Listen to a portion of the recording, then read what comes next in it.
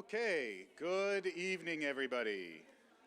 Noting the hour and the presence of a quorum, I call the Acton-Boxborough Regional School Committee to order. Members of the public who wish to watch the meeting may do so online using ActonTV's YouTube channel found at the top of our agenda. This meeting is being recorded and will be posted on ActonTV's website at actontv.org. A big thanks to the ActonTV team who were able to get the system up and running at the last minute. It was not working as of about 10 minutes ago. So, those watching online, if the feed does cut out, there might be a technical difficulty. Just a heads up. All right, as we start with most of our every other meetings, we're going to have some recognition this evening. So I think, Peter, we're going to talk a bit about the Frozen Junior cast from the junior high, right?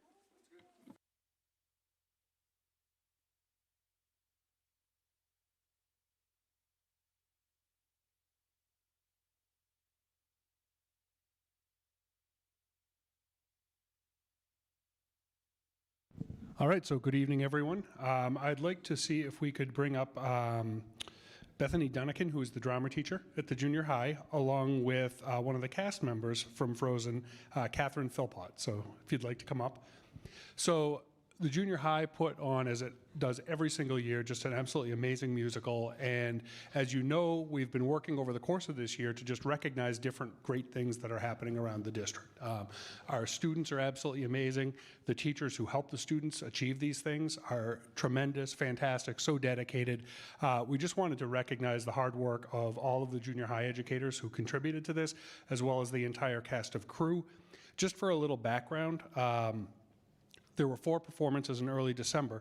There are 25 cast members, 21 crew members, and over 40 ensemble members involved in this. This is a massive undertaking, and so I just want to personally thank, you, Bethany, but also Margaret Horner, Chris Charig, Jean Bouchard, Ingrid Joyce, Andrew Patnod, Maureen Lynn, and Allison Tobin for all of their time in supporting the cast and crew of Frozen. So thank you so much for all you do. Amazing work. Amazing work as well. And we're actually going to see if you have a few words that you'd like to say. But first, we'd just like to present you with a little bit of a certificate and congratulate you.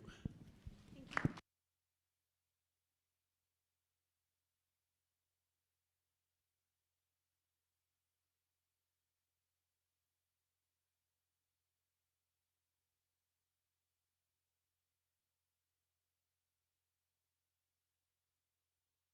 All right, so we'd like to invite you to say a few words, and maybe you can just tell the school committee and anyone who's here just a little bit about what you do and what you're proud of. Thank you. I'll be really brief because, ironically, even though I'm the drama teacher, public speaking makes me really anxious. The kids like to make fun of me before I do my curtain speech, like, are you okay? So I just wanted to really thank all of you for giving us the opportunity to celebrate how important an experience like this is for our students. We're really proud that so many students are involved in the production, but also how much the behind-the-scenes work is really in their hands and how we hand that over to them. And by the time the curtain goes up, it's really their show, and the ownership that they take in that and the experience that they have of becoming this little family. Many of them are over at the junior high tonight in the band concert, so you don't see how many of them are actually in that family, but there's really a lot of us. And to see them just experience what it's like to be part of something bigger than themselves, I think they take that experience with them, so it's really great to be able to celebrate the value that that kind of an experience in the arts has for them. So thank you for that. I'm going to hand it over to Katie. Hello. As you know, my name is already Katie. I was in the cast of Frozen, and the best parts of being in the musical were rehearsing funny scenes and just getting to be backstage. It was fun getting to watch Adam, the Duke of Weaseltown, frolic around on the stage, just dancing around, having a good time. And it was super fun being backstage with the kids and all the new friends I made. But sometimes it was scary. There were a lot of costumes, and some of us had really quick costume changes, and it was definitely also a big time commitment. But I'd say it was worth it when I heard the first applause from the audience on opening night. The show reminded me how much I love theater, and it was fun to be back on stage in a real show after a few year-long hiatus. Thank you.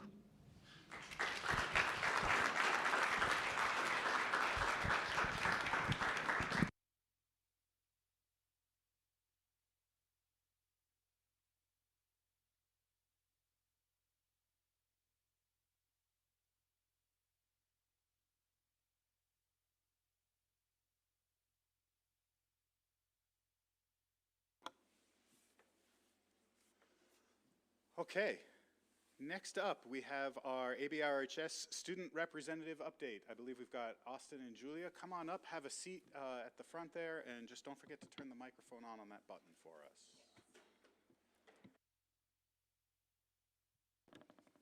Hello, hello. That works perfectly. Oh, I have to lean in a little bit more. Ooh.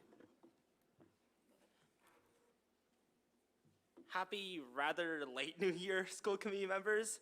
I'm Austin, a senior and a student representative. I believe I last came 3 months ago, so we have a lot to catch up on. Let's just get straight into it. After talking with the Student Advisory Council earlier this month, I believe that having school on the Thursday and Friday after winter break this year was great because it gets us out of school earlier. Since next year it would start on Friday, I personally agree with the current calendar draft. Just wait until the next Monday. Other than that, it looks pretty standard with Thanksgiving, April, and February break, so we don't have much to comment on that. As for what's going on in school right now, because it's nearing the end of term 2, Julie and I have lots of tests and projects, but we're still happy to be here today. As I am a senior, my college apps are finally all in, with a little bit of procrastination and a bit too much copy and pasting.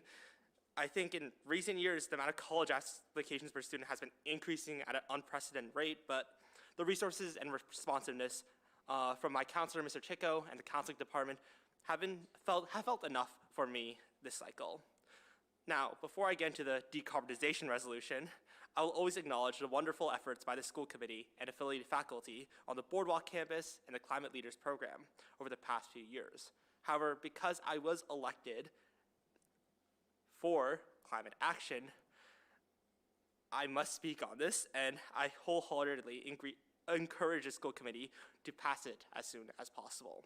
Now, on the decarbonization resolution, an ongoing business which I believe many public participants will touch upon soon, I still believe that is not only great, but necessary to work with the town of Acton and the state's climate and decarbonization goals. I'd like the committee to understand that setting a roadmap with the resolution does not mean drastically using millions of dollars during a budgetary crisis. Rather, it means replacing equipment with more sustainable and efficient alternatives and investing in reliable and economically viable vehicles and construction in the long term. And it's incremental, where the school committee can focus on small goals one at a time to have a massive impact on our community. Finally, before I hand over the mic to Julia, we as the student representatives hope to be more involved this year and want to help to provide better ways to provide student input on school committee policies and hopefully draft or set course a few policies of our own. Now. All right. Hi, I'm Julia. I'm a junior at the high school, and I have a few things tonight.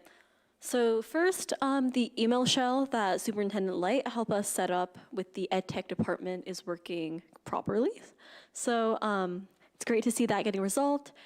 And yeah, like Austin said, we collectively would like to see more involvement from us and then more voices from the school being heard at the school committee level this year. And specifically, Diksha, one of the other junior student representatives, and we've been working to collect student responses on a variety of social media platforms. And we hope that this centralized account that we set up can make things easier in the future. So for feedback from students this time, Diksha and I reached out to a variety of mostly sophomores, juniors, and seniors at the high school regarding their opinions and any feedback they might have on the course leveling. And this was at the request of members of the school committee. So hi guys. Yeah, so these students have experienced both this year and previous years in the course leveling, so both old and new.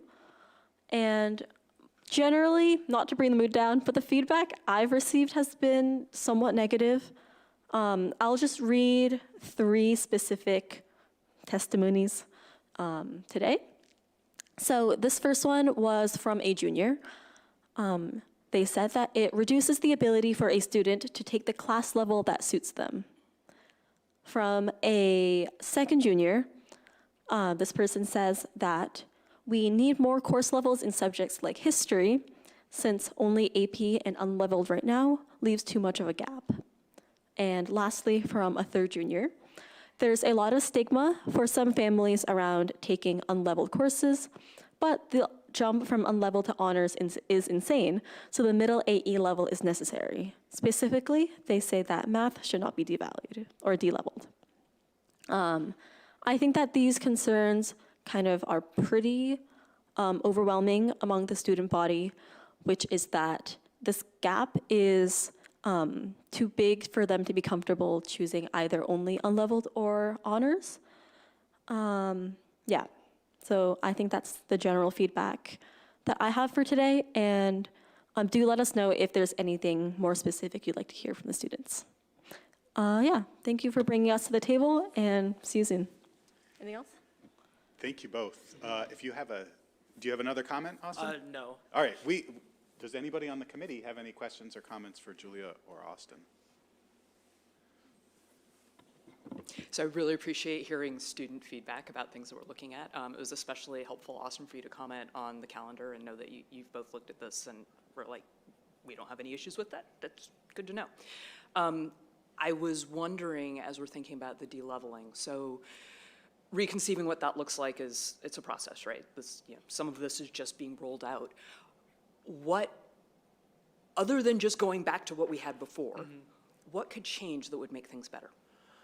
You want to go first? I think for certain classes, it's really difficult. I think for science, for the most part, it worked out fine. But for math, like what I'm hearing is that it's just like initially in the past, there's been feels like a huge gap between like honors and AE, because like if it has this mindset of like, if you're in honors, either you drop and then you just like stay dropped, or like, and you can never go back up. And like with honors and CP only now, it just feels like a huge ravine where it just drops off into a hole and you feel like you are on like a tightrope. It just doesn't feel very great, especially for math. I'm not exactly sure like what way you could specifically fix like math in that area. Like I strongly believe that it really should go back to a similar like style. As for the other subjects, I think there are other ways, because there is a lot more essays and a lot more projects, but math just feels not so great in this current state. Yeah, let me start with the science and math stuff that you talked about. I think science is at a strange position where there's kind of a built-in middle level already. Taking, I think, chemistry, bio, probably enviro as well. These classes all have an AP level, an honors level, and an unleveled, yes? Yes. So there's still that 3 levels where it was 4 before, but you can kind of see that there's still these 3 options instead of just the 2. So I think that science in that way has like a built-in buffer. Yeah, most of the concerns I heard were about math and history, which would be US 2 and APUSH. And then last thing, I can't testify and say that this is definitely because of the course leveling, but a lot of people have noticed that world language classes are huge this year. I'm a junior in Spanish 3 honors, I think, and there's like over 30 kids in my class this year compared to, which I think is really almost double of what my class had last year in a similar subject, just along the roadmap of Spanish. And I feel like this could potentially be negative for the learning experience and overwhelming for the teachers for sure. Hi, thank you for your feedback. My question is, so for the students who feel there's a huge gap between honors and unleveled classes, math, science, or history, is it more centered around the content of the course, or is it a stigma or pressure from outside of the classroom? Okay, since I haven't experienced like the actual like APE's like new like format, I can't really say like I know too much, but from what I've heard from my friends, it's more so the stigma in that area.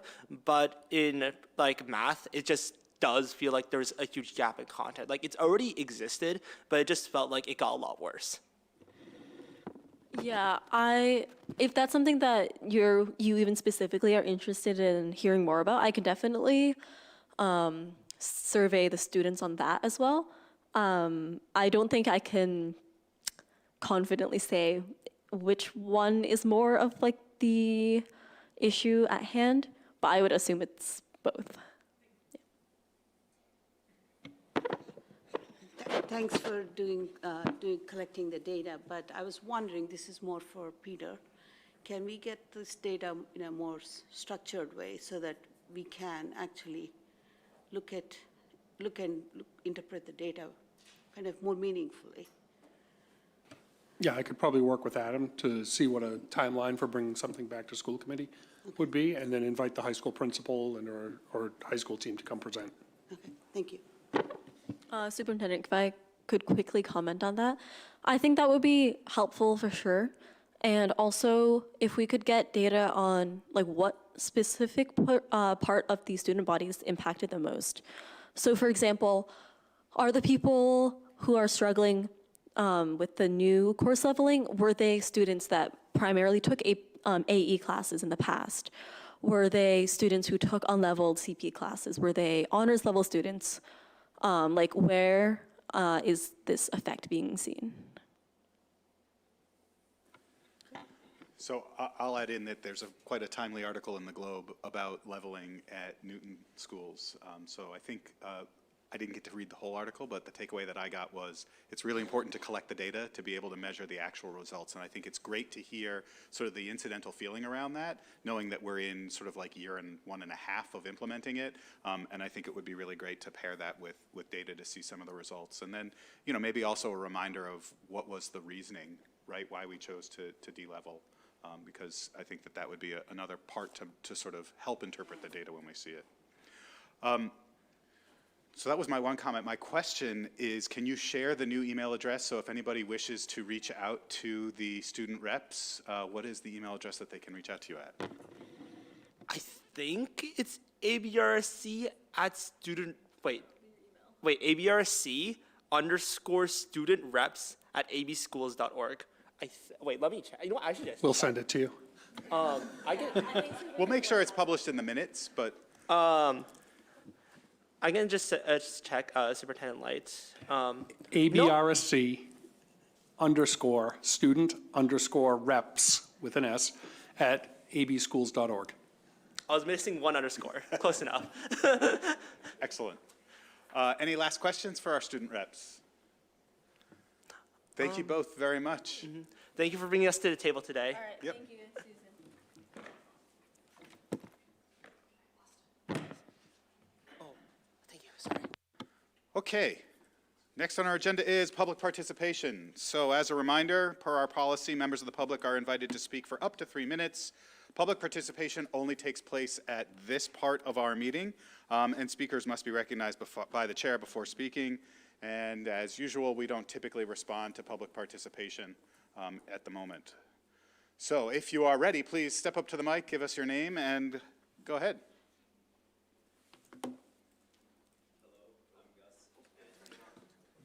And the microphone's off, so you have to. Hello. There you go. I'm Gus, and I'm joined by Alex and Teju, and we're students from Resource Force, which is AB's student-led environmental organization. And primarily, we just want to thank the school committee for all the important work that they've done towards climate action within the district. For example, working to get with the Climate Leaders program. That's a really important step that is laying the foundation for the future of climate policy and other things related to that in our district. And we also are looking forward to the second read of the sustainability policies tonight, which these two will talk more on. So as Gus previously mentioned, I'm Teju, I'm a sophomore at ABRHS. Just wanted to connect. This overall issue is something more current happening, the California fires that have been happening all throughout this week. According to a statistic from the LA Times, the overall fuel for the fire has been accounted for over 1/4 of the fuel for the fire has been accounted for by climate change, or in other words, 25% of it. And this will continue being an issue for a very long time to come. And we feel that this resolution is very important to be passed because it allows Acton to take further steps to combat climate change, and it hopefully will continue to help inspire others to create more change, and at one step at a time, we can combat climate change overall. Hi, I'm Alex. I'm a senior at the high school, and I just want to highlight how what Teju has said brings about how much important it is that we do something now, because I feel like I've been hearing about climate change and having to fight climate change for like half my life now, and it's 2025 and I'm graduating in 6 months. And so it is super, super important that we do something, because I mean, it's 2025, it's halfway through the decade already, and we really hope that you vote in support of this new updated sustainability policy, because it's really just that important to start acting now. Unfortunately for us, we won't be able to stay for the actual vote because a lot of us have a lot of work, and I know I have a physics test tomorrow, but just know we'll be watching on the live stream, hoping that there's no technical difficulties. And though we leave, we'll be here in spirit and hope that you support the sustainability policy. Thank you. Thank you all. And Gus has one more thing to say. Never mind. Oh, yeah? Okay. Never mind. Have a nice night. Good luck on that physics test. Good evening. For the folks watching at home, my name is Mike Balulescu. I'm an Acton resident, RJ Gray parent, and president of our district's teachers union. At your meeting on December 19th, you heard from elementary staff for almost an hour about their disappointment and frustration with the cuts this committee is considering for FY26. I expect you'll hear that same anger from junior high and high school teachers once secondary level cuts are discussed on the record. But I'm not here tonight to advocate for more funding. Instead, I'm here to ask that this committee take seriously the potential for burnout your teachers are facing right now. You've heard me say before, more than a few times, that our jobs have become more challenging and complicated since the pandemic. Now, as we prepare for a 4th year in a row of budget cuts, our staffing levels will be more anemic than at any point in my 20-year career in the district. This committee owes it to our incredible educators to make a commitment to reduce teacher workload next year. To be clear, I'm not asking you to simply retire programs and initiatives that are no longer needed. I'm asking you to take a hard look at everything we're doing as a district and let some things go. Not because it's the ideal decision for our kids, but because in an era of austerity budgets, we can't just keep asking teachers to give up more of their personal time and energy to accomplish every well-meaning goal of this school district. I will say, I don't think it's your job alone to figure out what stays and what goes. The function of our district is complicated, and identifying what we can realistically take off teachers' plates is work that needs to be done in the weeds. But what you can do as a committee is give our administration a clear directive. Find things we've added to teacher workload in the past few years that we will have to do without. Find things that we're sustaining on the backs of educators that will have to be paused or put aside. This fall, when faced with the impossibility of a level services budget, the school committee assembled the Elementary Budget Task Force to show the community how seriously you all take your commitment to carefully managing the finite resources of taxpayers, what a statement it would make, and what a change it would represent if you make the same commitment to carefully managing the finite resources of our teachers. Thank you. Thank you. Hi, everyone. My name is Lauren Donahue, and I'm the K-6 art teacher at Douglas. I've been teaching for 12 years, and this is my 6th year here. I also now live in Acton, since we were lucky and bought a house on Liberty Street this past May. I'm here to speak on the proposed reduction of the elementary unified arts educator positions, which we know would likely result in the teachers traveling between schools. Before I came to AB, I taught in Franklin, Mass. For 3 years, where I traveled between 3 different schools. I spent 3.5 days at what was called my home school, 1 day at another school, and 1 morning at the third. At the schools I traveled to, each year I was given a completely new set of students. I had to create new curricula for every class and quickly attempt to cultivate our classroom culture. I never had the time to follow up with specialists or classroom teachers about student needs or fully develop my curriculum in those schools. Peter, as you said this December, you said that it would be feasible to make a common schedule across all buildings and that you've done this before in Franklin. I did live that schedule you put together from 2016 to 2018, and I can state that even if it works logistically, I didn't feel I had the resources necessary to develop the crucial relationships with the students outside of my homeschool students. I certainly didn't feel like I truly belonged in those school communities either, and I was stretched too thin. This was one of the main reasons that I left that professional status position and took a job in AB, and it was a long-term sub position. So I took that risk, knowing that no matter what, I have the chance to work in a district where I could be at one school. I've only been here for 5.5 years, but I already feel like an integral member of the Douglas community. This was able to happen quickly because I could fully immerse myself in the needs and interests of our students and families. Being at Douglas full-time has given me the capacity to be a member of our core values committee, help write our new mission, vision, and values of Douglas, and serve as a culture-responsive teacher leader for the 3rd year in a row. I'm able to plan and facilitate relevant PD, which in turn impacts how students are learning in equitable, safe classrooms. If we don't have unified arts educators as those integral community members and leaders in our schools, how can we address the needs of the whole child? We all know that building relationships and getting to know our students deeply is at the core of what we do. And since the unified arts educators only see our students for 45 minutes once per week, teaching them over those 7 years of elementary school is a key component to building and sustaining that crucial relationship foundation.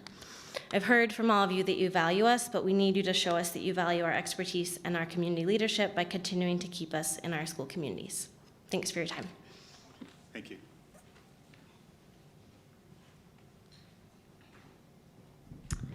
Hi, I'm Judith Ehrenstein with Mothers Out Front. I'm here in support of the resource force regarding the sustainability policy, but also to thank you for making the changes that were suggested by the resource force and Mothers Out Front. In particular, small, tiny changes which really make a big difference, decarbonizing by or before 2050. I think as the young woman presented earlier, things are heating up. That's mostly it. I don't need to go into details. I just hope that you're able to pass the sustainability policy. Thank you. Thank you.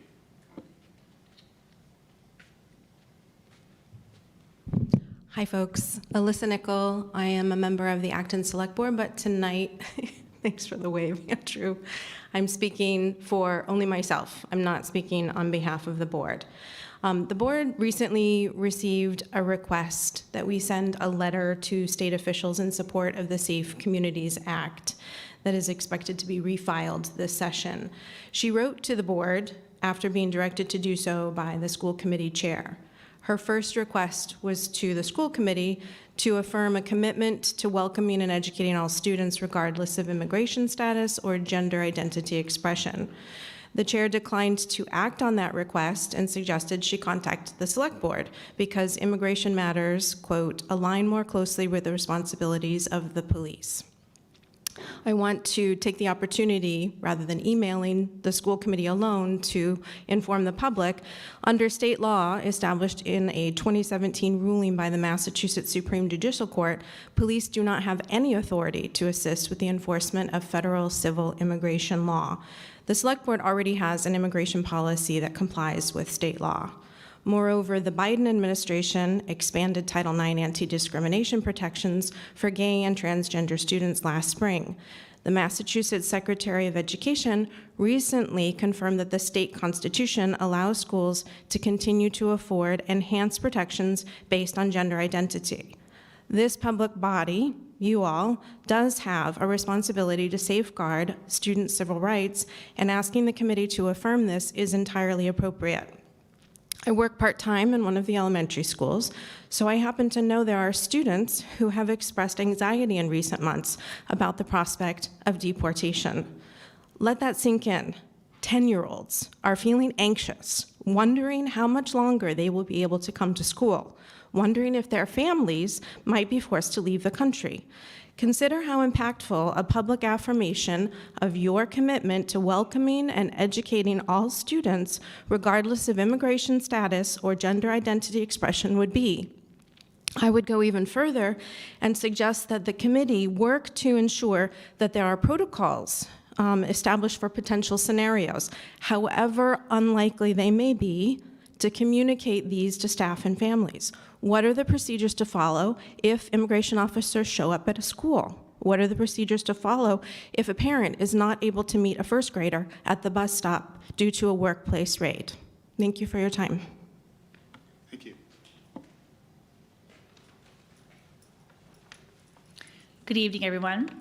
My name is Courtney Stevens, and I've been teaching at Blanchard for 12 years, a total of 16 years before that. And I'm speaking on behalf of many of my AB colleagues tonight.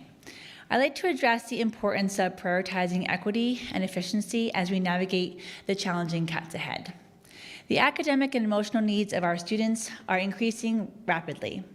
General education assistants are providing targeted support in classrooms, ensuring that more children get the attention and guidance they need so that teachers can maintain a consistent learning environment. Imagine a surgeon without an operating room assistant. These roles are indispensable, not optional. Furthermore, these assistants cover classes while teachers attend IEP meetings and monitor lunch and recess. Who will ensure continuity in the classroom and keep school running smoothly during critical non-instructional times? I recognize that budget cuts require weighing needs against wants.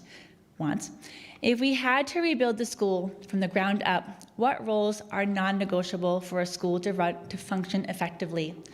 With a multitude of directors and STEAM coaches, for example, that are wonderful, they currently might fall under wants. Positions like assistants directly impact students and must be prioritized. That being said, I wonder what possibilities lay in consolidating administrative positions in schools that operate within the same building or roles in central office. Educators are often asked to do more with less, and we do. Is it possible for these administrative roles to do so as well? Furthermore, if specialists, like the one that was here before, are shared across the district, they cannot adequately meet the needs of additional schools without compromising the quality of their instruction. Specialists are not just add-ons, they are key contributors to a well-rounded education. I ask that you learn from other districts that have chosen this model to assess the overall impact. In conclusion, if we don't support positions at the elementary level that directly address the mental and academic needs of our students, they will carry these challenges with them into junior high and high school, where the gaps will only widen. Thank you. Thank you.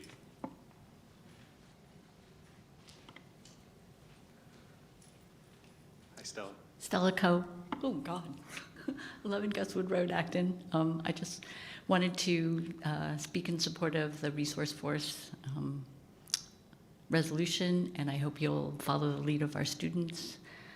And that's it. Thank you. Okay, thank you to all members of the public who participated this evening. I will turn it over now to Peter for a superintendent's update. All right, thanks, Adam. Good evening, everyone. A number of things I just want to highlight. Obviously, we brought up the cast and crew of Frozen, so congratulations to that group one more time. I also just want to highlight some other student recognition, because it's that time of year when our students are out and about everywhere doing great things. If you don't know, Isabella Teixeira received the Globe Athlete of the Year recognition for girls swim this fall, so that is absolutely amazing. So congratulations, Isabella. But we also had a number of other students who were recognized and named the 2024 Boston Globe All-Scholastic Team. So I just want to also recognize Sadie Mathis, Chloe Heitman, Varun Murthy, Isabella Teixeira, Lucy Terrell, Carolyn Terrell, and Katie Baxter. So congratulations to all of them. That is absolutely a testament to all of their hard work. I also want to congratulate 3 of our high school students. You heard in the past that we had a couple of students who had been recognized as National Regeneron Science Scholars. This year we actually had 3 students recognized as National Regeneron Science Scholars. So congratulations to Siddharth Nagarkar, Anushri Pal, and Ram Sivaraman. So congratulations to them on that recognition. That's tremendous. And I also just want to give a shout out to our Quiz Bowl team because they have advanced to the high school quiz show, which is scheduled for later this month. And they were 4th place in the state out of 24 different teams. So huge congratulations there. As you know, we are going to be presenting our budget presentation to you at the preliminary budget meeting on January 30th. And then we have our budget workshop on Saturday, February 8th. One of the things that we've done in response to, some of the community feedback and your feedback that we received over the last few years is we've actually been moving the budget workshop earlier and earlier in the budget process so that it actually feels more like a budget workshop instead of a final budget presentation that just happens to be extended. So what we're going to be doing is the budget presentation on the 30th is really the high-level overview of the budget that we're going to propose, and then the February 8th is when we're actually going to do the deep dive into the budget and go into all the details of what we're presenting. So I just wanted to frame kind of the process for you so you understood what we were doing. Also, exciting opportunity. We have been in contact with an organization called Inspirit AI, and we are sponsoring them to come in this summer and do some artificial intelligence programming for our students at the middle and high school level. So they are going to be bringing in Stanford and MIT graduates that have expertise in AI and actually running a 2-week camp for them from July 15th through 26th. So we will be sending that out to our families. We held our initial kindergarten registration night to give families kind of the overview of the kindergarten process earlier this week. So thank you to Andrew Shen and all of the principals who do all the work to put that together. And we will be sending out to families the schedule of upcoming orientation meetings at each of the schools. We have a variety of celebrations going on. We just had the high school Community Service Awards night, which is in honor of Dr. Martin Luther King, and obviously we don't have school on Monday in recognition of that important holiday. But we also will be doing, I'm really excited, this is a great thing if you haven't been to the Lunar New Year celebration that Acton Chinese Language School puts on. That is upcoming in the next couple of weeks as well. I think it's Sunday the 26th. If I'm not mistaken. What a great event in our community, and there are not a lot of communities in and around the state that have that opportunity for community members to come together and kind of think about the cultures that take place. So I would encourage you to attend that. And finally, I will just mention that we have a really, really great opportunity to bring in a nationally recognized speaker for families. We are bringing in Dr. Stuart Ablon, and he's going to be doing a session titled From Compliance to Collaboration, Combining Neuroscience, Common Sense, and Compassion. So he's going to be exploring how traditional parenting models focus on compliance, while his groundbreaking approach shows that behavior is shaped by skills and not just will of students. So we would encourage people to attend that, and we'll be sending it out to families. Thanks, Peter. Any questions or comments for Peter on the update? All right, seeing none, we will move on to guests and presentations. So we're going to have a presentation from Gabby Abrams and Marianne Young this evening on our multilingual programming review. It's just all Marianne. That's what I'm hearing from the cheerleaders inside. Hi, Marianne, welcome. Okay, so I am going to give you an update on our district improvement plan goal number 3 and our programming for multilingual students. Sure. Peter needs to give you the clicker so you can advance the slides. Oh.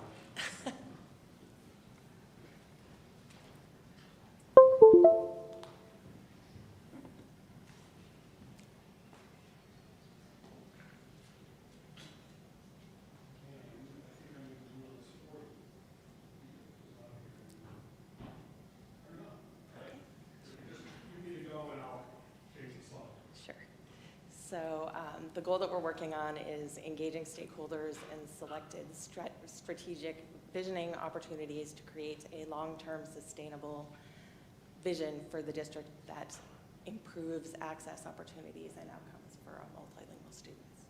You can go to.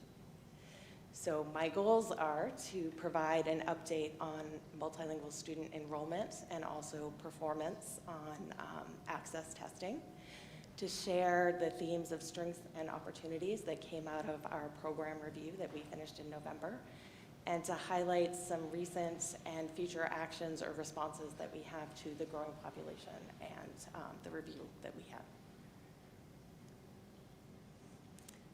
In this, I just wanted to put some faces to some of the data. So these are some of our students doing some of the great work that they do in our school.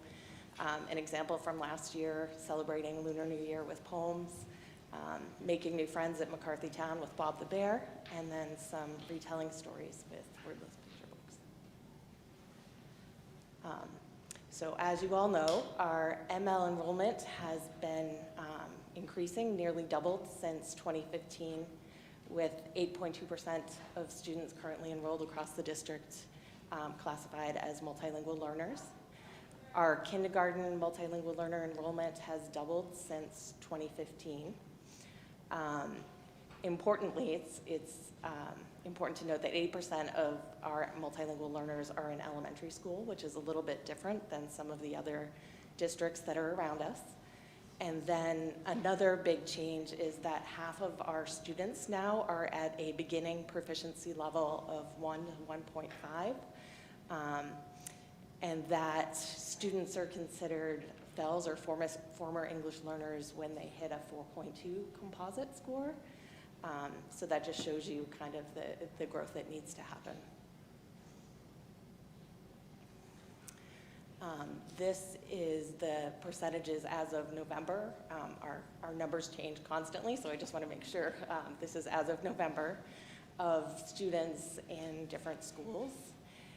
You can see that our highest population right now is in the early childhood program, which means we have a lot of students coming up to us. And then Conant Elementary, Blanchard, and Gates are following. Also important, we have 225 English language learners that have enrolled in the district since June 1st, 2023. This is just a pie chart of the different languages that our students speak. There's many that aren't listed, but about 25 in total, according to a recent count that I did. Our majority languages are Portuguese, Spanish, Russian, Chinese, and Haitian, or Haitian Creole. Sure. So English is included in there because we have a home language survey that we administer, and oftentimes people who have children that were born in the United States identify English as their first language, even when it's not the language of the home because it's the language of the country. And then they would answer other questions saying that they spoke other languages at home, which would lead to our identification. But since that's the data that's entered in the system, that's the data that comes across. Full-time staff. So these are our average caseloads. This is a little bit different from what you saw in the report by the task force because this is current, and that was in September. And again, our numbers are constantly changing. So our caseloads now are ranging between 21 to 27. Important to know when looking at this slide that for elementary, there is an attempt to try to balance caseloads. When new students come in that are multilingual, the registrar will contact me. We'll look for class placements to see where openings are, and then also to see what caseloads are. And we do our best to balance as much as we can. Obviously, RJ Gray and the high school, that's a one-choice option.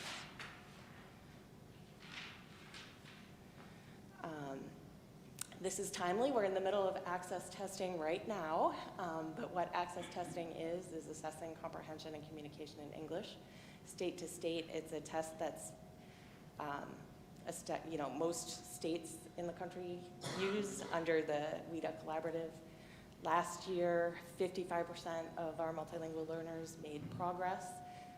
The state average was 37, and 26% attained English proficiency, which means they were able to exit the program. The state average there was 12%. So then this leads us into what some of the findings and recommendations were for the program review. We're going to focus on staffing, scheduling, high-quality instructional materials, IEP development, and professional learning. So staffing, the positives are that existing staff are found to be deeply committed to the work that they do and have growth-based mindsets and asset-based mindsets when working with their students. Something that I noted is when I started here 7 years ago, we did have some teachers with caseloads of 60 or more students. We have done a lot of program development since then, as you just saw, so that's another positive. And then also to note that it's difficult to quantify exact number of staff needed due to variations in proficiency levels. And what I mean by that is if you're in a school that might have a large number of beginning level students, those students need 90 minutes of support. If you are in a school that might have more students at an intermediate proficiency level, they need 45 minutes of support. So it's really difficult to give an exact number as to how many students a teacher is able to work with.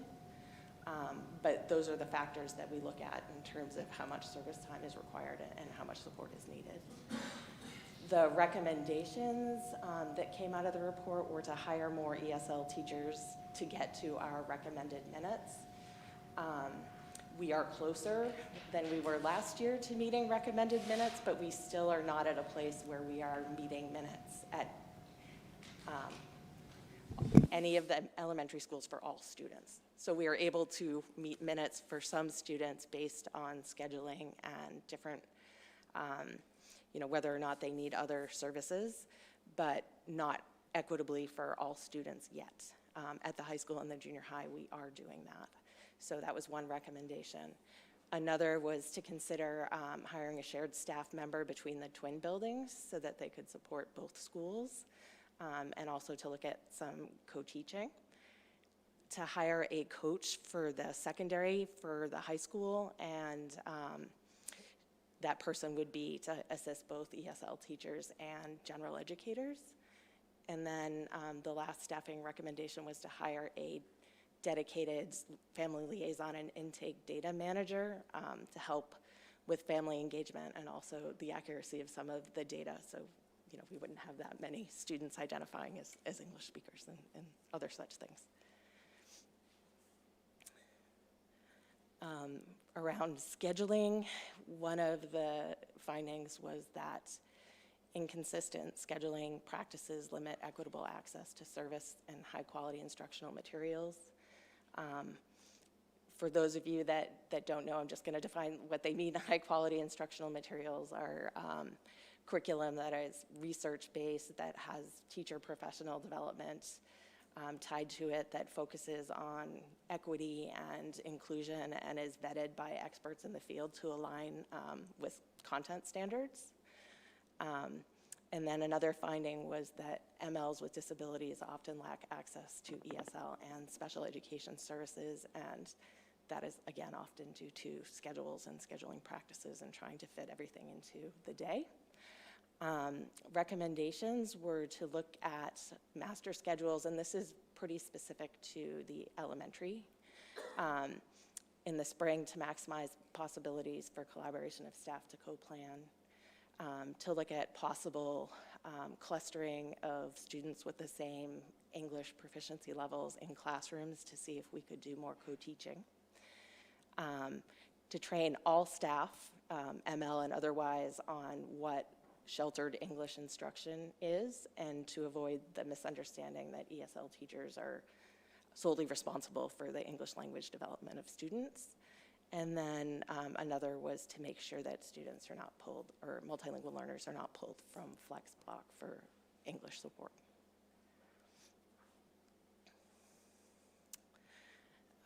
And this goes back again to the high quality instructional materials. So around curriculum, one of the findings was that use of materials considered to be high quality it varies. That the world-class instructional design and assessment, that's the WIDA that I keep saying, 2020 standards, are not consistently aligned with curriculum, and the WIDA 2020 standards are the most recent, just so you know. Gaps in high-quality instructional materials for the junior high science, junior and high school science and social studies hinder English learner access to rigorous standards-based instruction was another finding. And some of the recommendations were to schedule English learners and content courses using high-quality materials, to provide professional learning on next generation ESL and WIDA 2020, to develop a curriculum adoption plan for ESL, and to teach disciplinary reading and writing, not just comprehension. What that last one means is for in general education classrooms to focus on the language of the subject area. So if you're in math, to focus on teaching the language of math and the way that you write about math, as opposed to just asking comprehension questions that don't need quite as much development.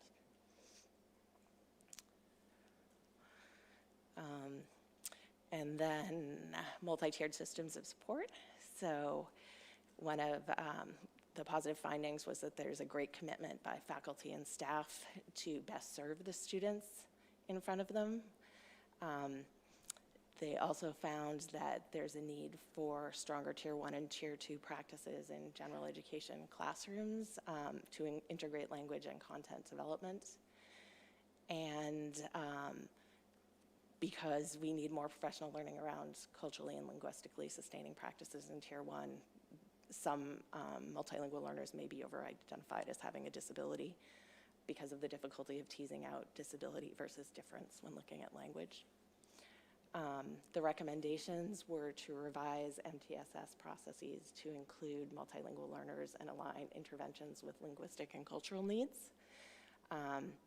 To use English learner success plans as part of Tier 1 and Tier 2. So let me just explain that a little bit. English learner success plans are plans that we create if there is a student who doesn't meet a state-identified goal. So every year the state sets an expectation of how far they expect a student, or what scores they expect a student to achieve on access the following year. If they don't meet that target, they are coded as not having made sufficient progress, and then we are tasked with creating a plan. And those are integrated into MTSS and should be as part of the solution to that. Also to work on creating culturally and linguistically sustaining collaborative IEP development practices, which is kind of happening naturally as a result of the new IEP and the section for collaboration that is on there. And then also to ensure that IEPs for MLs include access accommodations and align ESL and special education services again. That's something that's naturally happening right now as a result of the new IEP.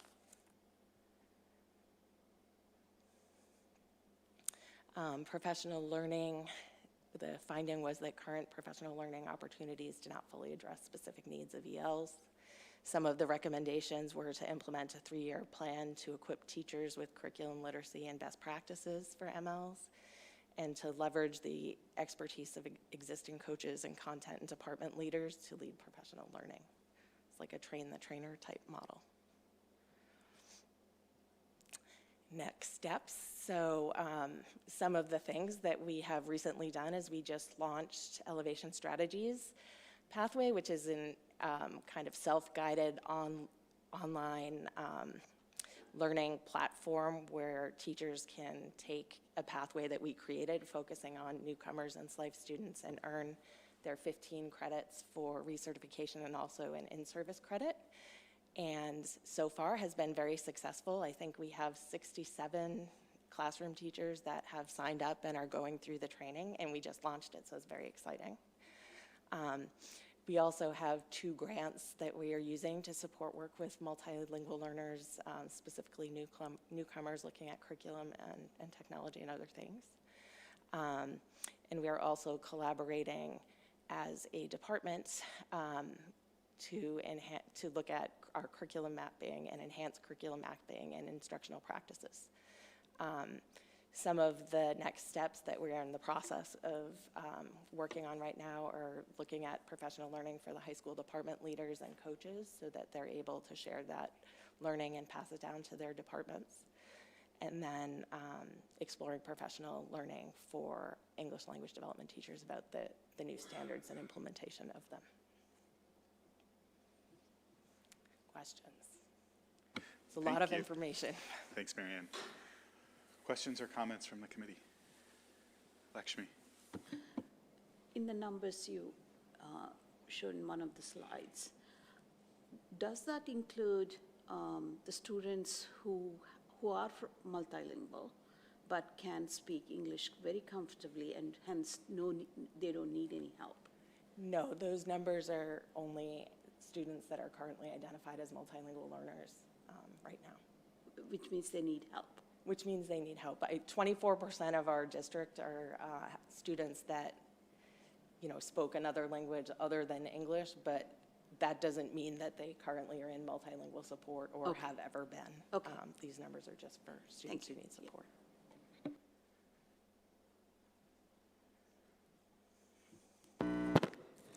Hello. I think a lot of this did, cover the questions that I had around like how is time used and sort of like when are students able to access this help? Because it's hard when you hear 45 minutes a day for a student that probably, spends a lot of the day wishing they had somebody that they could ask questions of. I guess sort of, then my lingering question is, do those students at least have access consistently to somebody in their home school, should they need throughout the day? Could they, if they really had a question, would they be able to go to that person at any time and have that question answered? So I think the multilingual teachers are kind of that link for students. There's often people who drop in between classes or during passing. There's also a lot of communication and collaboration between teachers and between general education teachers and multilingual teachers where they can address things like that. There's also, for newly arrived students, a buddy system that we have in place that helps them acclimate if they have questions about school culture and things more related to that. And I don't know if I mentioned, we have 433 students right now.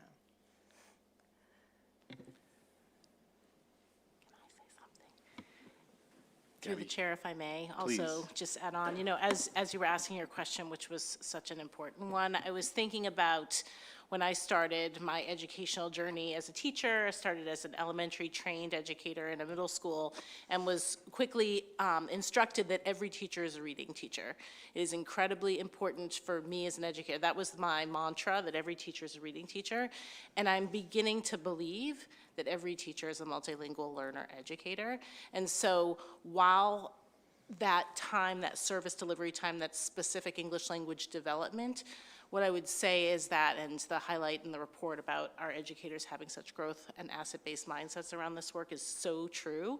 Every teacher, all educators that these kiddos are working with throughout the day really are multilingual learner educators. Definitely true. I'm going to ask mine and then I'll go over to you, Tori. So two questions. One, I think, is more of an observation, but the caseload numbers that you showed us, those are caseloads irrespective of WIDA levels, right? So those are averages. Yeah. Okay, great. And then, the discussion of the program review is really helpful. I think the part that I maybe missed was who participated in the program review. Did we have someone outside come? Was this all done internally, mixture? Like, who were the participants in the program review? Sure. So we hired someone, her name's Kelly Cooney from EdQuity, which is her company, and she came in and did interviews with ML teachers, general educators, coaches, the whole gamut, and spent a couple of days here, and then also had access to a lot of the data that we have around growth and access and all of the other components. Excellent. Thank you. Tori. Thanks. You covered most of my questions that I had earlier. I appreciate that. I think one of the things that I'm having a hard time still wrapping my head around is the velocity of this challenge. And you've got some incredible work here in thinking about what opportunities are out there, what can we rethink. But it just feels like it is moving so fast that even just thinking about what do we do next year to keep things going, I'm wondering, are there any really big things, like a couple years down the road, that we should have in the back of our heads as we're thinking through what do these next couple of budget cycles look like? I think that's a little bit hard to answer because our numbers are fluctuating so rapidly all the time, but I think we can count on increased growth, and we are looking at creating kind of a long-term plan based on the findings and some of the trends that we've recognized. And you know, I think it's reasonable to think that staffing is going to need to increase as we go forward. You know, that's definitely something that's going to happen. And right now, the purpose of the rest of this year is really to look at the program development very seriously and deliberately and come up with a plan that works best for students. Amanda Bailey is representative of the CPAC, and in their advisory role to the school committee, she may have a couple comments or questions. Sure. Thank you, Adam. And yes, speaking as the CPAC representative. So thank you, Marianne, so much. And I just want to say, having been at the back to school nights and seeing the English learner educators, the multilingual, greet the families and how the kids lit up and introduced their parents. And it was so beautiful, and just the effort is phenomenal. A couple questions, starting with the early childhood program, 20%. None of the staff are on that slide allocated to the early childhood program, and I know why, and you know why. I wonder if you could share with the committee why that is.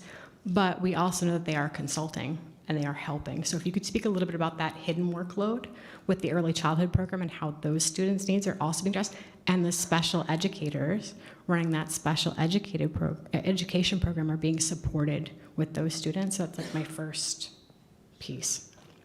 Sure. So under the regulations that DESE produces, there's no requirement for direct services to preschool students. There is a requirement to identify students and to consult with their educators.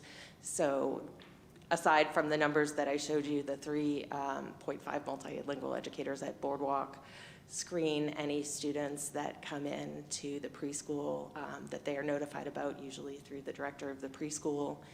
They also have blocks in their calendar to consult with any of the special educators that are requesting support, and also do conduct observations or things like that if requested, and offer strategies to help support the teachers with the multilingual students. But those students aren't captured in the head counts of those caseloads. Right, they're not. Yep. They're not in the head counts of the caseloads. Okay, thank you for that. My next question is around the dual identification of multilingual learners and special education needs, or having that IEP, and yes, it is embedded in the document. For those preschool students, how does that look when it's embedded in the document? And I'm also wondering about when we have our multilingual educators, how much time do they spend in IEP development and IEP participate in that process? Well, this year with the new IEP, they're spending a lot more time attending all of the IEP meetings where there's multilingual students, and helping to support and complete the section of the IEP around multilingual strategies and also around access testing. It's very different school to school to quantify that. Obviously, schools where there's programs, there's sometimes a higher number of students on IEPs where there's more time that is spent. And then with the preschool, are you talking about the identification? The IEPs for the preschoolers who are dually identified. Yeah, it would be the same thing. It would be based on the consultation that the teachers have with the preschool teachers, that they would respond to what the language needs are, and or observation if that's something that the teachers feel jointly is necessary.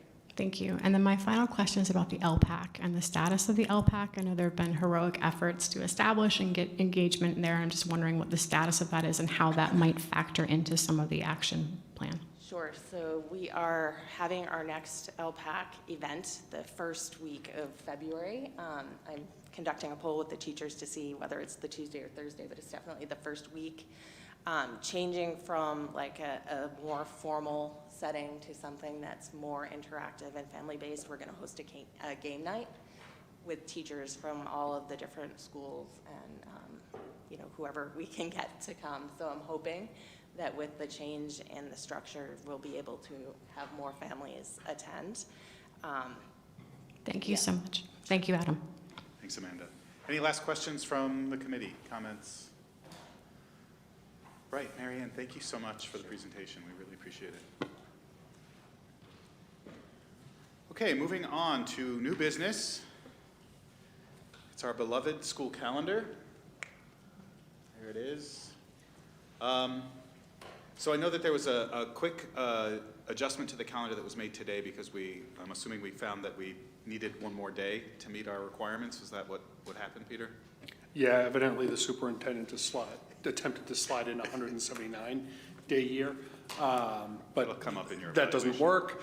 No, we did a second double check of this, and actually Sherry brought to our attention that there were only 179 days in the school year.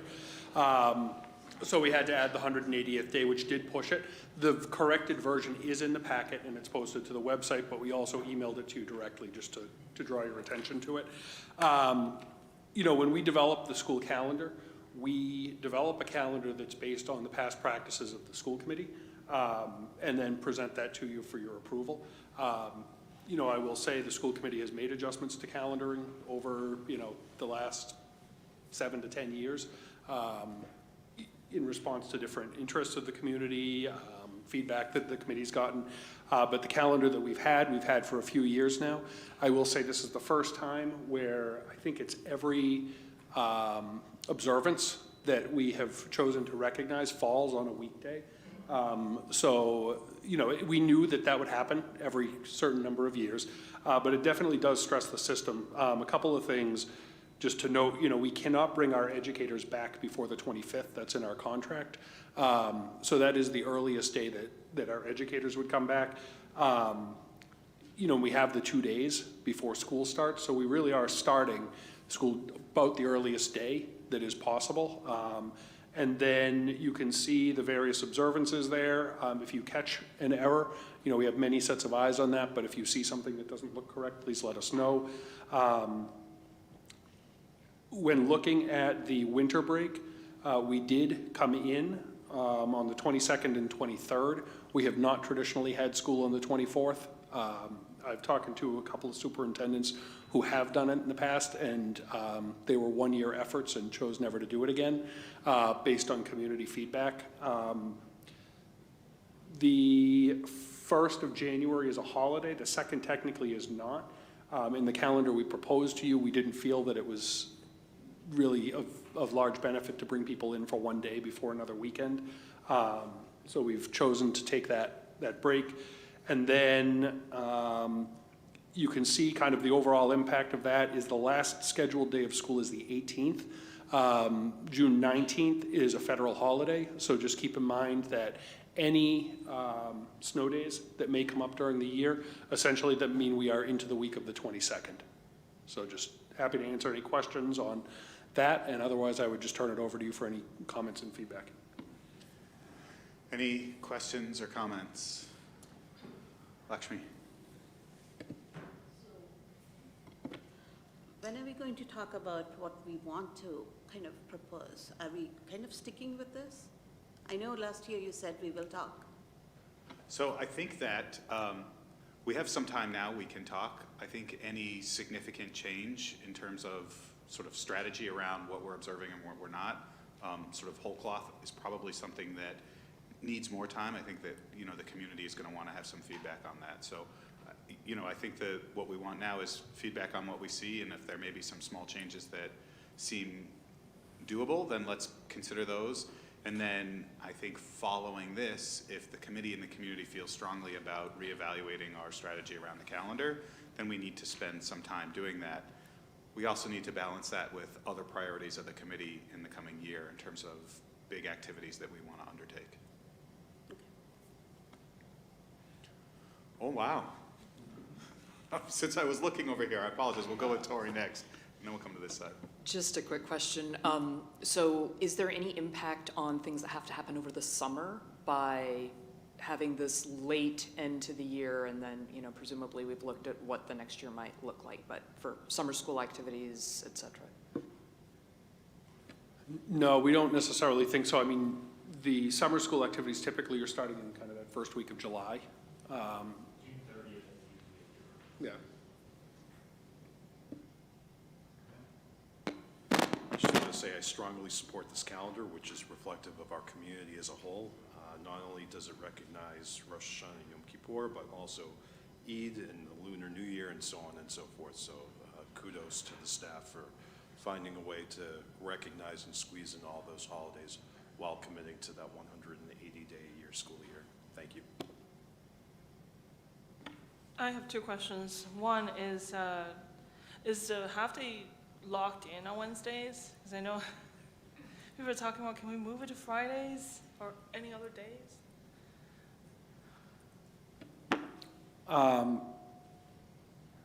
Actually, Andrew, I'll ask, is that a contractual? I think it might be in the contract that it's Wednesdays. Is that correct, Mike? Wednesday is not in the contract. It just needs to be 1 day per week. Okay. So for people who couldn't hear Mike because he wasn't at a mic, Mike wasn't at a mic, Wednesdays is not in the contract, but 1 day per week is for the elementary schools, right?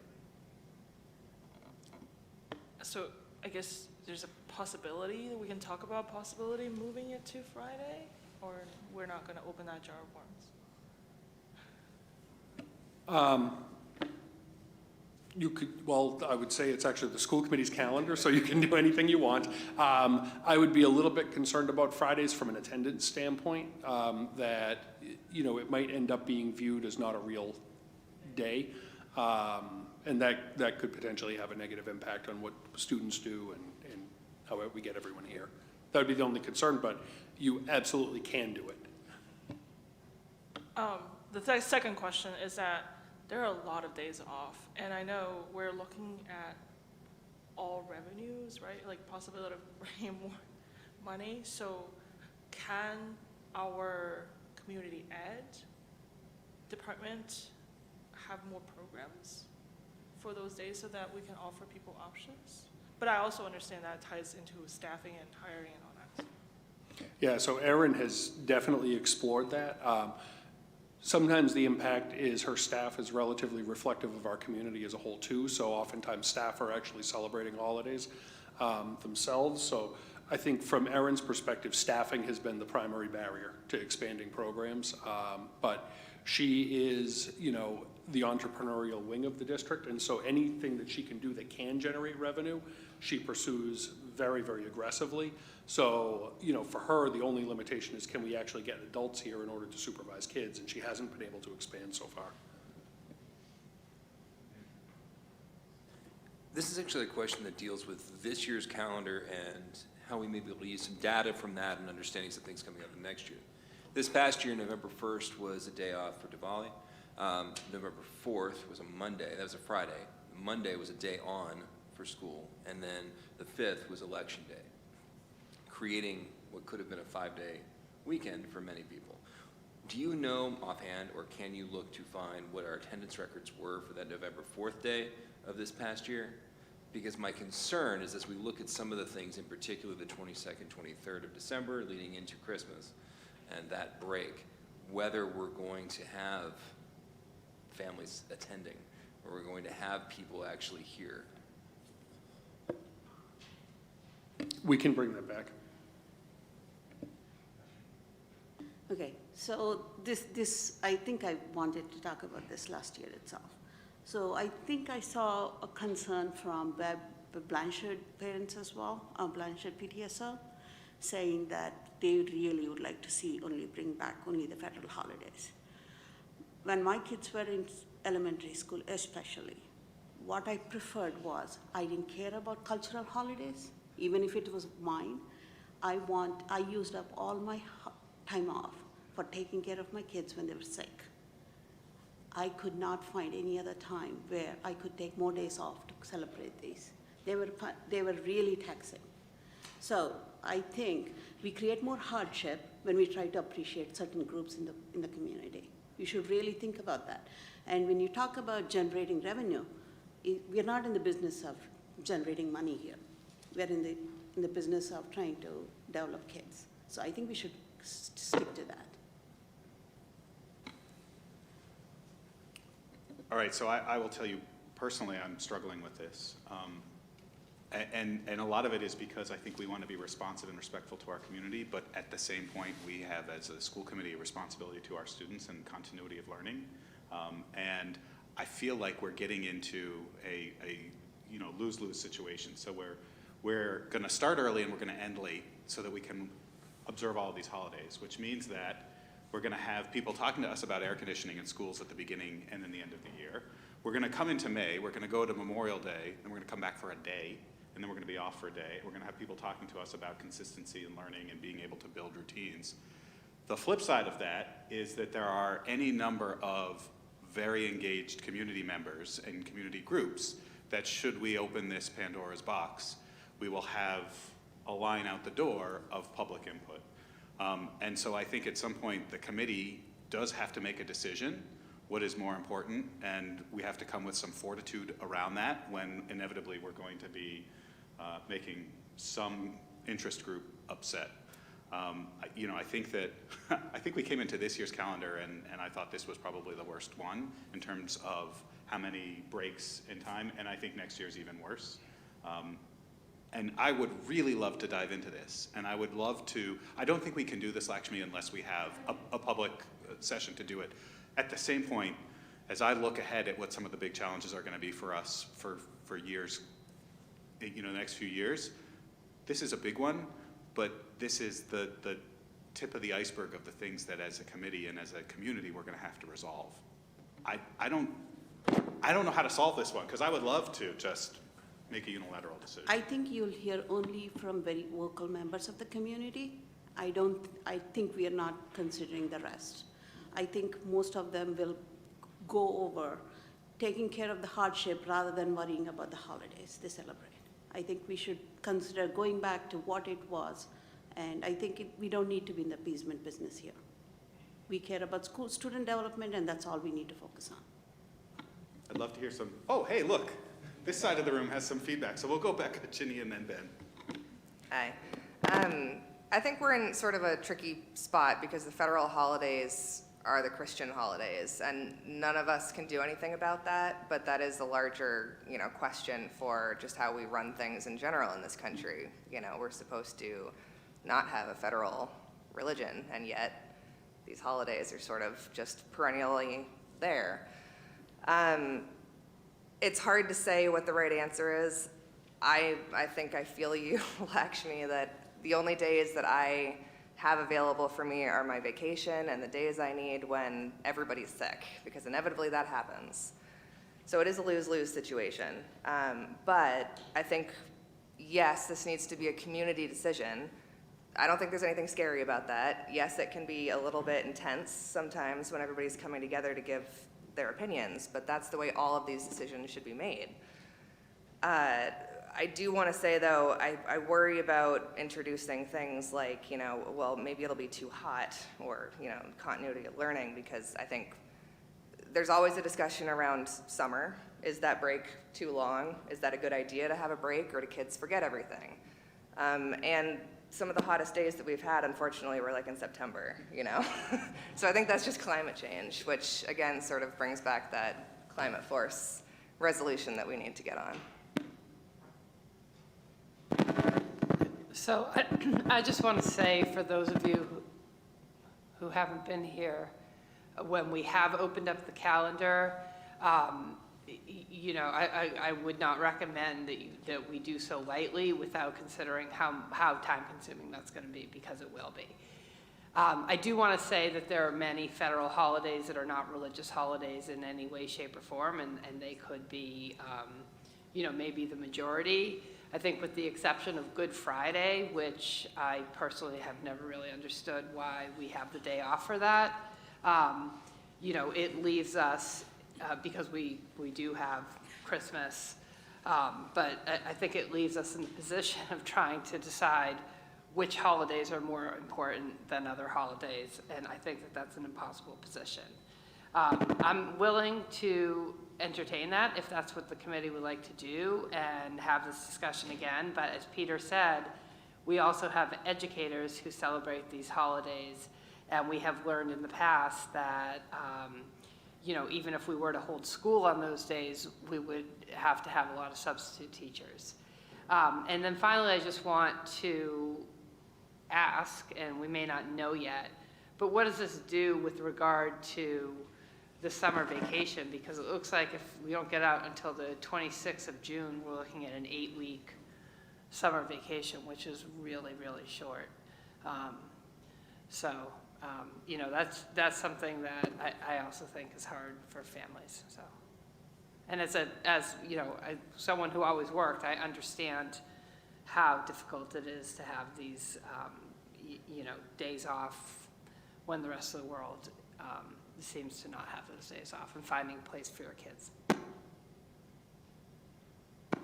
So, through the chair to Lakshmi, when you mentioned that there's a hardship for families who are not able to find their kids' activities, there are also very much hardship for families who have to make the difficult decision to send either their kids to school or to have them observe these very important holidays.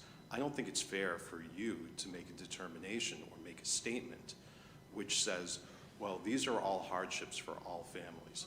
Each individual family goes through various different hardships, and I don't think it's fair for the committee nor yourself to make an inference like that. Okay, I really would not like to get this to be personal, Ben, but what I meant to say is it's a hardship for people who don't celebrate. And if it is so, then it should be declared a federal holiday. Let's fight the battle at the right place, not here in this community. And the other thing is, this is not a competition. Christians got a holiday, I need to get a holiday as a Hindu. I don't think that needs to be a competition. I care more about my kids' education, and if I definitely need to celebrate Diwali, I will keep my kids home. And that's how I look at it. So you know, well, we'll go to Tori.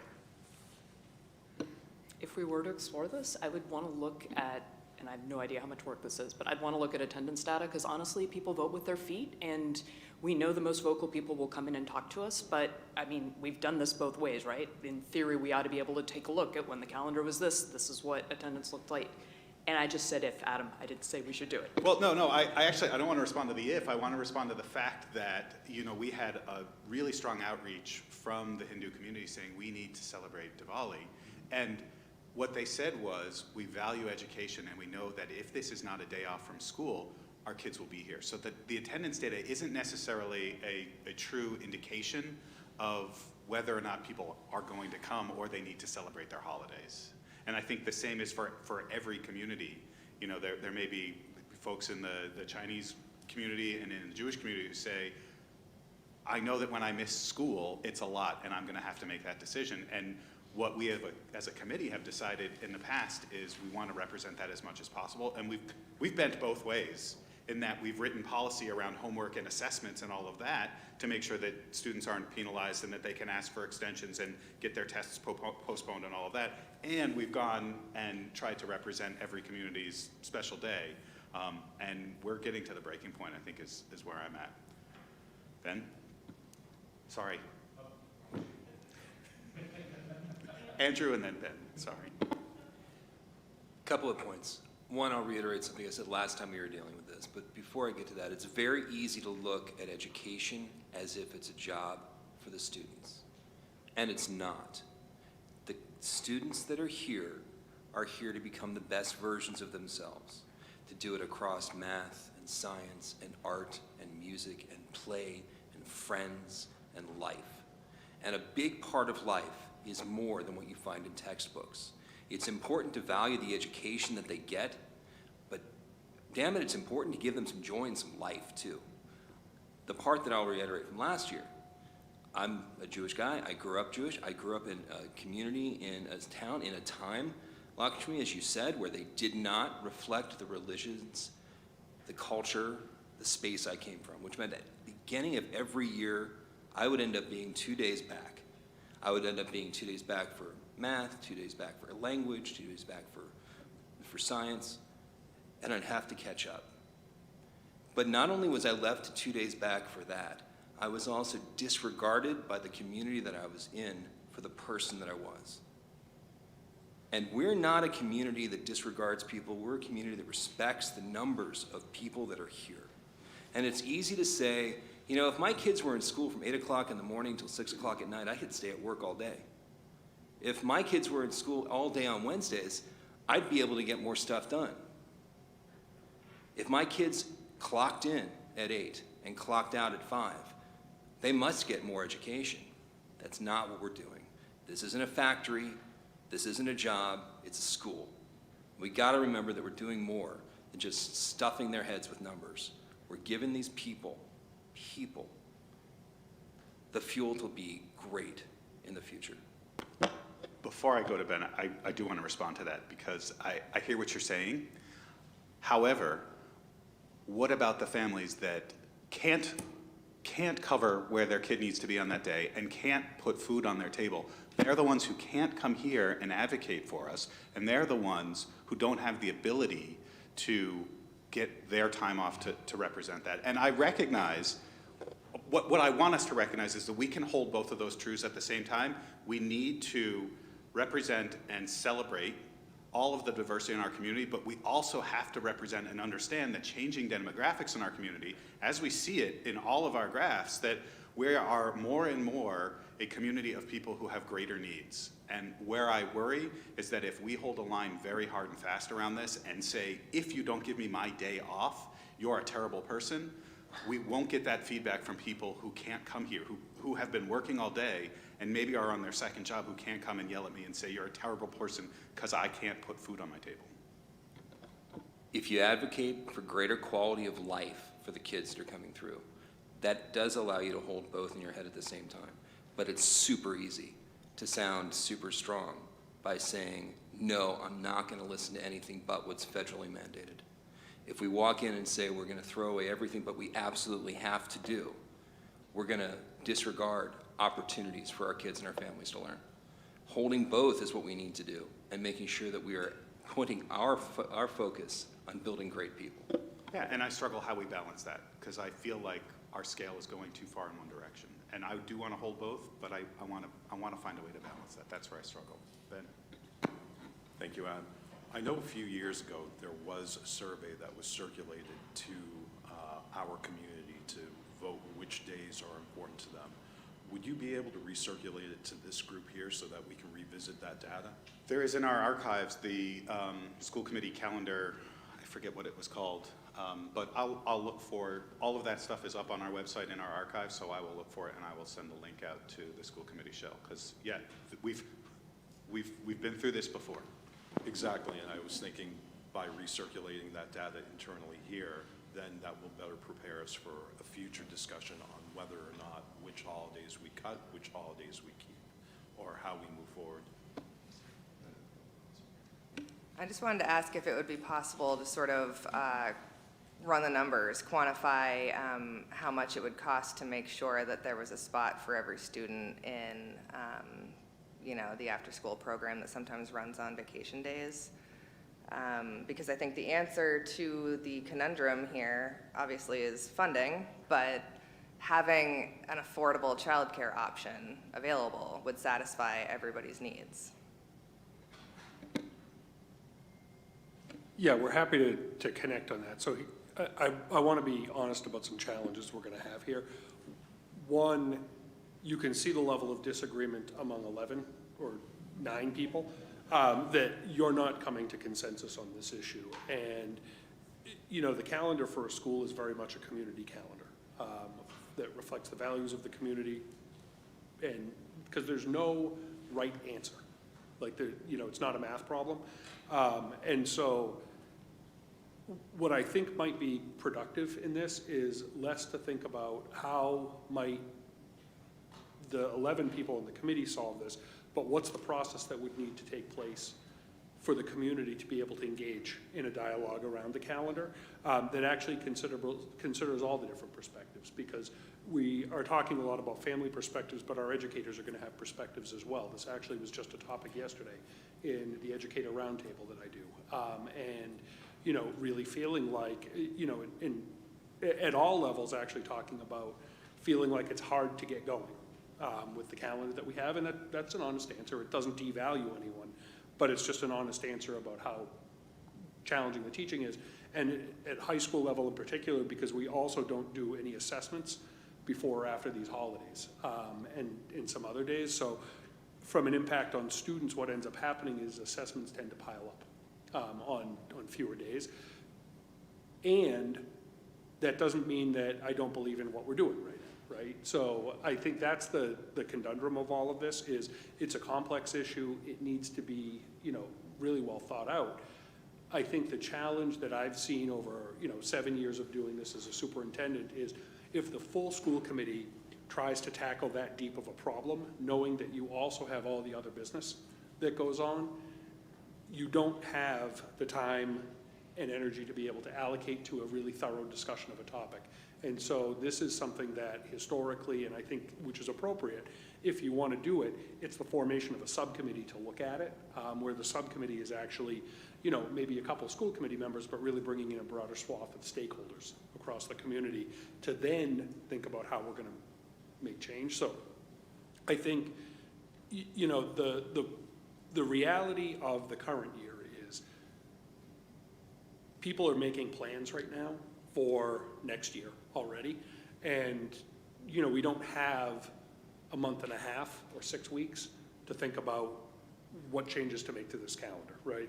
It kind of has to be done because people are waiting on us to say, here's what the plan is. But I do think if you want to engage in it, I think there's an opportunity to think more in a subcommittee model and move that forward. And I think, quite honestly, when you have a subcommittee devoted to it who's actively collecting feedback, you actually also not only dig deeply into an issue, but you have the opportunity to take the temperature of the community down because there is an opportunity to have dialogue about something. All right. So we're not voting this tonight, obviously. This is our first read. Any big feedback, or I don't want to say big, any feedback should come through to myself and Peter, and it will come up for a vote next time. I just want to close by saying I appreciate the conversation that the committee has. I mean, this is what we're somewhat elected to do, right, is to have these difficult conversations, and it is clear we're a sort of a broad representation of our community, at least in this opinion. So none of my conversations or exchanges are meant to be personal. They're all meant to be respectful and to further the conversation. So I do love you, Andrew, don't worry. But I'll reiterate, I really appreciate being able to have that conversation with this group. Okay, ongoing business. Should have been at 8:10, it's only 8:33 now. It's all mostly financial business. So Sherry, got some stuff to share with us. This is carryover stuff from December 19th that we couldn't get to. So some of it is a little outdated. So you did get the draft audit reports. We have received the final audit reports. Nothing has changed, so the draft really is kind of the final. We had no findings. The 3 comments that they made for last year, 2 are resolved. We have fixed everything with the sales tax at the school store, and we have already had the school committee vote on adopting the cash and investment policy. I am currently working on the internal controls, and at a future meeting, I'm going to bring it forward to ask for the approval so we can also submit that. Does anyone have any questions about the audit? I know it's riveting 75-page information. Not a question, but I always love seeing no findings on an audit report. So thank you. So do I. Nothing else? Okay. No, next. HIT update. The information that was in the packet was really from last month. Not much has changed. The Harvard Pilgrim had a balance sheet that was holding almost $21,500 from FY24. They've given that to us, so we were able to add that to our balance. As of today, even though it said $919,000, it's really $907,212. We're still on target. We have plenty of money. Blue Cross Blue Shield is still holding on to the funds that we had prepaid them. They will hold on to them until June of 26, but I believe they will also have enough money. Any questions on HIT? OPEB. OPEB. Okay. You all received a copy of the portfolio review. That was as of November 30th. Our OPEB balance is approximately $9.8 million. The biggest thing to note is that although in FY24 we had to withdraw a little over $2 million for health insurance costs, our balance is actually up $5,000 from when we took out the money because of the investments and how we have them. That leads to kind of the next thing, which is the proposed investment strategy changes on the scholarship accounts. So as I just stated, or actually I didn't state, but we had 17.74% increases for our OPEB account. For the scholarship accounts, we only had 5.28 because the way that they have been voted in the past to be invested. According to the advisors that we have, the scholarship accounts have no equity exposure or long-term returns. So under the proposed, which I believe I put the paperwork in the packet from last month, under the proposed prudent investment rule, it gives the folks that are responsible for managing the trust a way to ensure that it can continue to benefit those that it was originally intended for, utilizing a more diversified portfolio.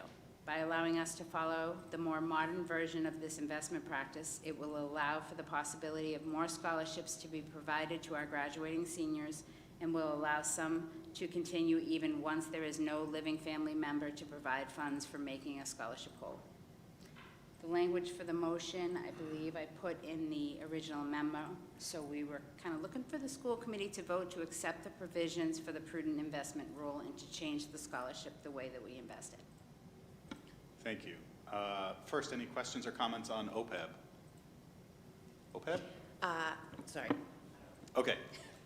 So I just want to reiterate the OPEB report that as of November, make this very clear, our account balance in OPEB is where it was before we had to withdraw money to cover the HIT shortage. So we were very lucky that the market performed so well last year. So yeah, we could have been a lot higher, but we also could have been a lot worse. So I think that was really great news, and I'm really happy with the investment team that's monitoring that for us. Okay, now any questions or comments on the proposed investment strategy changes or motions? I do have a question, and it's a little bit of both. For our investments, like our team of advisors that we're working with, do you know how often they are doing rebalancing, or how often, like what's the cadence that we're engaging to reevaluate? Is it kind of just like in this case where we didn't have enough growth, so they're saying, oh, this, we're recommending these changes to the investment strategy, or is this more of an annual conversation? They're giving us quarterly reports. So they're reevaluating quarterly and looking at everything. Okay, but is this something that they came to us and said, like, we think that you should be a little bit more aggressive in this strategy, and here's why? Yes, okay. It is. We had our annual meeting, and they brought that forward specifically with the scholarship accounts and how we should really look into reinvesting it differently. Okay. Sherry, wasn't there also a change in mass legislation that allowed us to use this new investment strategy that previously we didn't have? Yeah, it's under Mass General Law, Chapter 44, Section 54B, C, and D. Yeah, so I think part of it was before we had been restricted to a specific set of accounts by NGL, and there was a change in the law that allowed us to use this prudent investment rule, which broadens the portfolio that we can invest those funds in. And I wholeheartedly support it. I just wanted to make sure that the information was out there for people who may not necessarily understand the cadence of how the investments are. I know, for example, the town of Boxborough just recently, and I think that they still haven't even completely voted on, the changes, and there's a lot of hesitation just because of not fully understanding. So I just wanted to make sure that I am specifying out, we are meeting, we are looking at this quarterly, this isn't like somebody's just taking all our money and running with it. I am in full support of this. Yeah, I can say as the member of the OPEB Trust, we do meet annually, and I actually asked this year if we could have those reports sent to us quarterly, because I do think it's important for us to keep an eye on the progress of that. And I do believe that the advisory team that we have is actually the same that the town of Boxborough uses. So they are a good team. We're very happy with them. With that, is there a motion to accept the provisions of MGL Chapter 44, subsection 54, Parts B, C, and D, to allow the school district trust funds to be invested in accordance with MGL Chapter 203C, the so-called Prudent Investment Rule. So moved. Second. So that was Ben and then Tori. All those in favor? Aye. Any opposed? Abstentions? That's unanimous. Thank you. Okay, we're on to, finally, the second read and possible vote of policy ADG.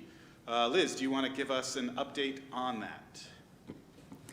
Yes, so this is a little bit what was going to be my policy update for it later, but we did meet at our last policy sub, and we really wanted to be thoughtful and take into account the input that we had gotten and the feedback on the initial read, and we're very happy with what has come out of that. We hope that everyone is in support of the sustainability policy, and we really want to thank Kate Crosby and all the members of the resource force for the partnership in this. It's been absolutely wonderful. Thanks. Any questions or comments or motions? Tori?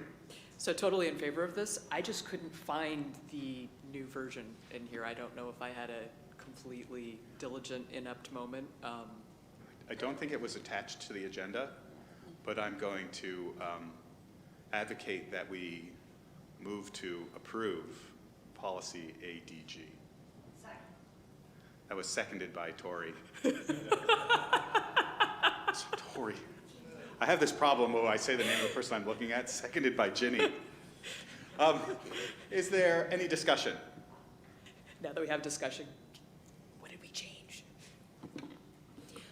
Pretty much the things that the public had thanked us for changing. There were a couple of tweaks, such as we will, and of course I don't even have it in front of me, which I should, but one of the, I guess, bigger of the small changes that we made was that we're committing to decarbonize before or by 2050.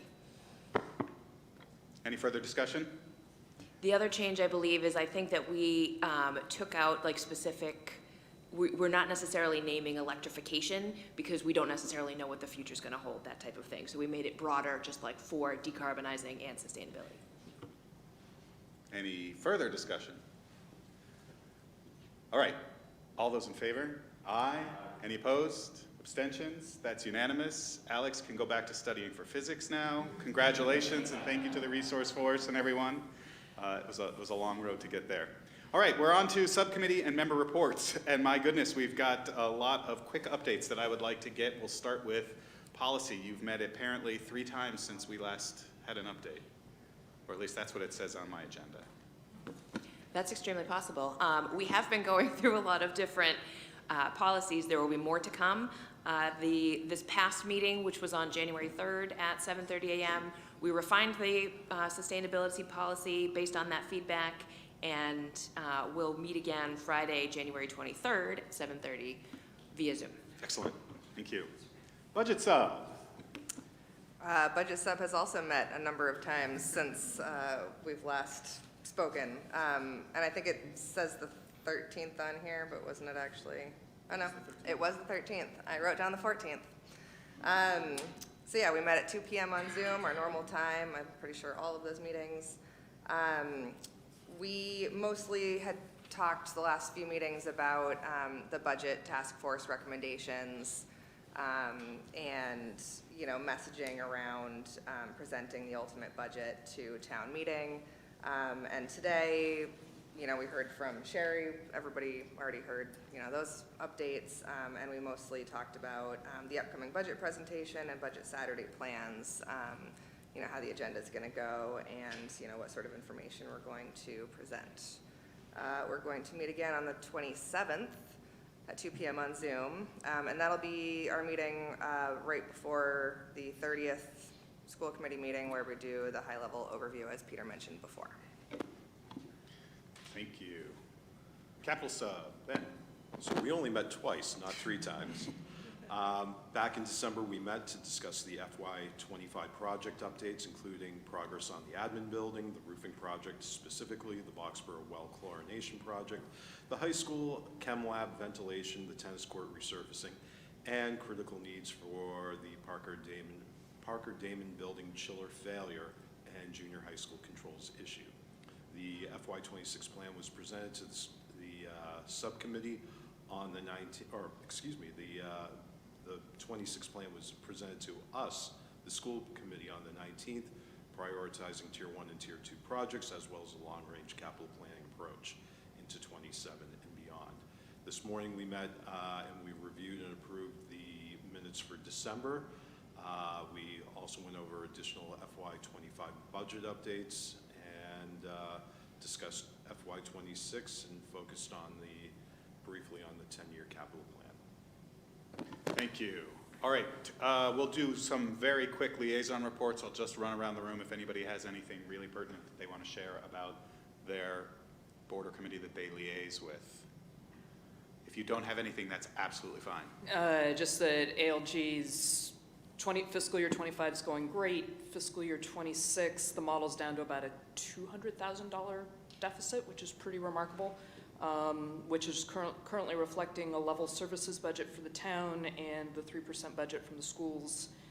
Still continuing to figure things out with the DPW building, and if we have any inputs on future capital planning that we want to share, let us know. Thank you. Yeah, please. So Tori just noted that the ALG plan, there was a current deficit of about $200,000. Based on the last meeting, we are not anticipating that we would be asked to do anything with that. Thanks, Peter. Going down the line, update? Sherry did most of the work for the Acton Health Insurance Trust. We met just last week on January 9th. We're in the run-out phase, which means most of our bills are getting smaller. We'll stay hybrid for now, but we'll probably switch to virtual shortly. Our transition to Maya's had some friction, but we've smoothed out the process, and our next meeting is going to be on February 13th at 8:15 a.m. Thank you. Liz? The only item of note from the Boxborough Finance Committee meeting, which was just this past Tuesday, is that they have decided to participate in the revamping, there's a word there, starting up the Constitution. Thank you, of the Boxborough Leadership Forum. Thank you. And I'll report that from the select board meeting in Boxborough on Monday, they also discussed and are eager to reconstitute the Boxborough Leadership Forum. I would say that this is a really important milestone that everybody on the committee should understand, that up until now, Boxborough leadership teams have not been sort of coordinating in a ALG style or a small group section. And with some of the budget constraints that are coming up for Boxborough, particularly with regards to the potential new fire station and hitting their levy maximum and our budget challenges, it's really important that we get to have some working time with the rest of the leadership in Boxborough to begin to socialize that and work that out. So I'm very excited to have that. Acton Finance Committee, they met this past Tuesday as well. And the one thing I'll add to what Tori had shared already is that it sounds like they're feeling good about our progress here, that we have clearly shown our interest in creating a long-term sustainable budget, and we're taking seriously all the financial implications of different use of tax funding. There was also a mention of possibly looking at the change in the percentage of the overall budget that is allocated to the schools. And one member mentioned that it's possible that, maybe our demographic shifts are causing us to spend more on seniors than, we possibly should be right now. So that felt promising. Thank you. Ginny, any updates? I was unable to attend the CPAC meeting last night, and I haven't watched it yet, but I will do so. Thanks, and I apologize, I wasn't able to attend either. Yenshin, any updates? I think this is just a request that I've heard from the public, that they'd like to be able to comment during the meeting instead of having it in the beginning. I've heard it over and over again. I just want to bring a message to the committee. Thank you. Ben? The select board met recently, and the town manager presented the FY26 municipal operating budget and capital budget there. Well done. All right, we're going to move on to the school committee goal update. I was going to talk about that right now. So my lead into the school committee communication goal update. First, Leela apologizes for not being able to attend this evening, but I will share with you that she has reached out to all three of our state legislators, asking, first of all, highlighting the feedback that we've gotten from our educators over the past few meetings and asking for their support.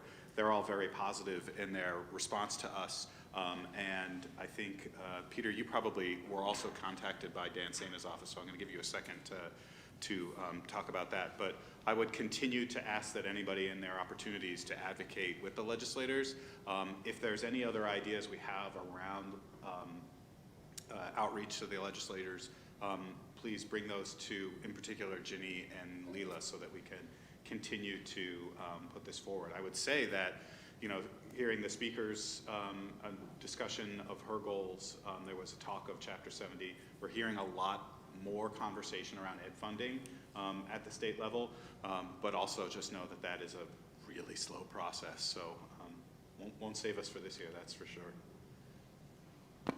Hopefully I don't run afoul with this, but I was at a meeting based off of the congressional districts of a particular party, to which I expressed as a member of the school committee the need to advocate for more funding under Chapter 70 without stipulating which party that is. Thank you. Peter, do you want to give us just a quick update on some of the work that you've been doing with Dan Saina's office? Yeah, sure. So, you know, I was contacted by Representative Saina's office because I have been in touch over the course of the fall with all of our legislators around the need for additional Chapter 70 funding. And if you recall, over the fall when we met with legislators, there are some really specific asks that I think we need to be making. One is to re-examine the foundation budget, because there are elements of the foundation budget itself that are just flat out broken. So, for example, the foundation budget has a category for special education costs. We are currently spending 400% of our district's foundation budget on special education in order to provide the services and supports we need in out-of-district tuition. So, that is a critical area, obviously, but the whole foundation budget needs review. And so we would encourage the legislature to open up the foundation budget for another review based on what's currently going on. That is going to be a multi-year process. It's not going to result in any short windfall. So the other thing that I was working with Representative Saina's office on recently, he's going to be filing some legislation, I believe tomorrow, to increase minimum school aid. And I suggested a 3-year window. I don't know what's going to come out of that, but I'd like a 3-year commitment on minimum aid to be increased to $150 per pupil. It's currently at $30 a student is what has been the standing practice of the state. As you know, that results in less than 0.5% of increased state aid coming into our schools year over year. That is absolutely not sustainable. It's putting too much pressure on the community to have to figure out how to fund the schools, and there has to be a better way of doing it, especially given that the millionaire's tax, which is largely devoted to education and transportation, has been vastly overperforming expectations. So I think there's an opportunity.